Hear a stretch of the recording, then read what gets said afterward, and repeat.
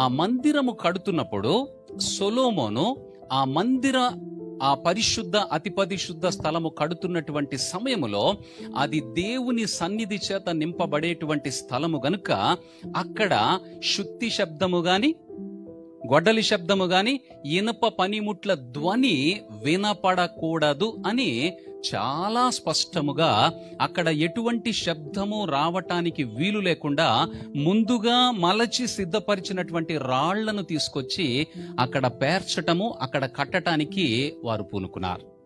అంటే వారి దేవునికి వారిచ్చేటువంటి ప్రాధాన్యత ఏమిటో మీరు గుర్తించాలి. దేవుని మందిరము కట్టడానికి వారిచ్చినటువంటి ప్రాధాన్యత ఏమిటి? ఎంత జాగ్రత్త తీసుకున్నారు? ఆ మందిరము ఎంత పరిశుద్ధమైనది, ఆ మందిరములో దేవుని సన్నిధి ఉండటానికి కారణమేమిటో మనం ఆలోచన చేయాలి. సొలొమోను మందిరము నిర్మించిన తరువాత దేవుని సన్నిధి ఆ మందిరమును ఆవరించిందని, ఆ మందిరములో దేవుని యొక్క సన్నిధి నిలిచి ఉన్నదని, ఆ మందిరము తట్టు తిరిగి ఎవరు ప్రార్థన చేసినా దేవుని యొక్క సమాధానము వారికి లభించింది అని స్పష్టంగా మనకి బైబిల్ గ్రంథం తెలియజేస్తుంది. ఇప్పుడు క్రొత్త నిబంధన ప్రకారం మందిరం ఎక్కడుంటది? దేవుడు ఇప్పుడు మన హృదయమును మందిరముగా చేసుకోవాలనుకుంటున్నాడు, మన హృదయములో నివసించాలనుకుంటున్నాడు.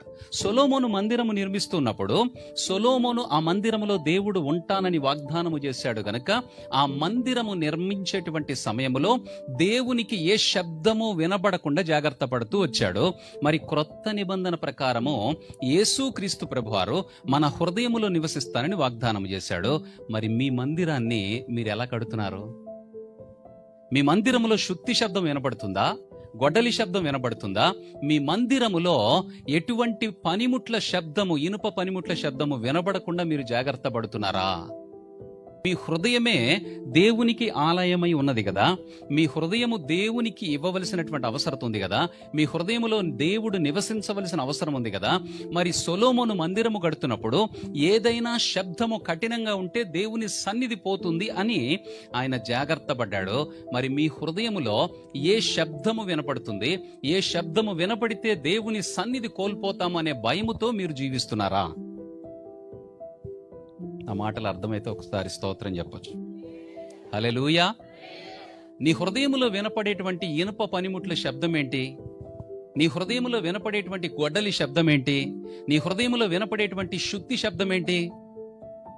నీ సనుగుడు, నీ గొణుగుడు, దేవుని పైన తిరుగుబాటు. మీకు అర్థమవుతుందా? ఇప్పుడు అక్కడ మందిరము కట్టేటువంటి సమయంలో సొలొమోను చాలా జాగ్రత్త తీసుకున్నాడు. ఇనుప పనిముట్ల శబ్దము ఎంత మాత్రమూ వినపడలేదట. మరి నీ హృదయం అనేటువంటి మందిరాన్ని నువ్వు కట్టుకోవాల్సినటువంటి బాధ్యత నీకుంది. నీ హృదయం అనేటువంటి మందిరమును నువ్వు శుద్ధి శబ్దము, గొడ్డలి శబ్దము, ఇనుప పనిముట్టు శబ్దము ఎంత మాత్రము వినబడకుండా కడుతున్నావా? మరి ఎట్లా? దేవుని సన్నిధి ఉండదు కదా. దేవుని సన్నిధి కోసమే కదా మనం యేసు ప్రభుని వెంబడించేది. మన హృదయములో నుండి సణుగుడు, గొణుగుడు, దేవుని పైన తిరుగుబాటు అనేటువంటిది మొదలైతే దేవుడు మన హృదయంలో ఉండటానికి అవకాశం లేదు కదా. ఇప్పుడు మన హృదయాన్ని మనం ఎలా కట్టుకోవాలి? ఎటువంటి దేవునికి ఆటంకము కలిగించేటువంటి శబ్దము మన లోపల నుండి రాకుండా కట్టుకోవాలి. ఆ ప్రయత్నము ఎవరైనా చేస్తున్నారా? నాకు ఆశ్చర్యం కలిగింది. సొలొమోను 7 సంవత్సరాలు మందిరాన్ని కట్టాడు. 40 సంవత్సరాలు మందిరం అంతటిని కట్టాడు. 7 సంవత్సరాలు పరిశుద్ధ అతి పరిశుద్ధ స్థలాన్ని కట్టాడు. అతి పరిశుద్ధ స్థలములో దేవుడు నేను నిత్యము నివాసం ఉంటానని వాగ్దానము చేశాడు.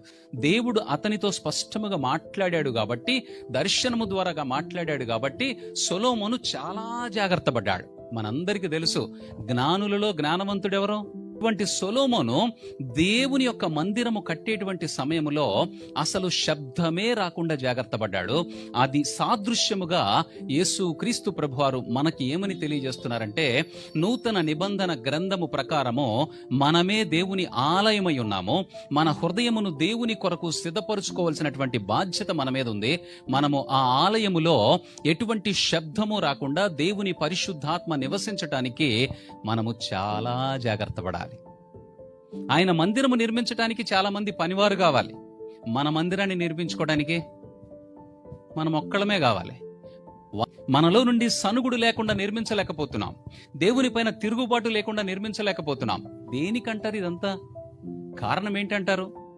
మన హృదయంలో నుండి దేవుని పైన సనిగేటువంటి పరిస్థితి ఎందుకు వస్తుంది? గొణగటం ఎందుకు ప్రారంభమవుతుంది? ఎందుకు తిరుగుబాటు చేస్తున్నాం? మనకేదో అవసరమైతేనే కదా, మనకేదో కష్టం వస్తేనే కదా. మనము అనుకున్నది జరగకపోతే వెంటనే ఏమంటాం? ఏం దేవుడండి? సంఘానికి వచ్చినప్పుడు, సంఘానికి వెళుతున్నప్పుడు, మనకున్నటువంటి పరిస్థితులు మెరుగుపడనప్పుడు, మనము ఆశించినటువంటి ఆశీర్వాదాలు రానప్పుడు, మనము ఊహించినటువంటి ఏదైనా ఒక అద్భుతం జరగనప్పుడు మనమందరము కూడా నిరుత్సాహముతోటి, నిస్పృహతోటి ఎలా జీవించడానికి ఇష్టపడుతున్నావు? నీవు దేవుని ఆలయముగా ఉండటానికి ఇష్టపడుతూ ఉన్నట్లయితే, దేవుని ఆలయములో నీ శుద్ధి శబ్దం వినపడకూడదు, గొడ్డలి శబ్దం వినపడకూడదు. నేను మీకొక్కటే మనవి చేస్తున్నాను, క్రీస్తుని సంపాదించుకోవటానికి ప్రయాసపడండి. మీ హృదయమును దేవుని కొరకు, అది పరిశుద్ధమైనటువంటి దేవుని ఆత్మ నివాసమని గుర్తెరిగి, మీలో నుండి ఎటువంటి సణుగుడు, విసుగు, తిరుగుబాటు అనేటువంటి ఆ శబ్దము వినపడకుండా మీరు జాగ్రత్త పడండి.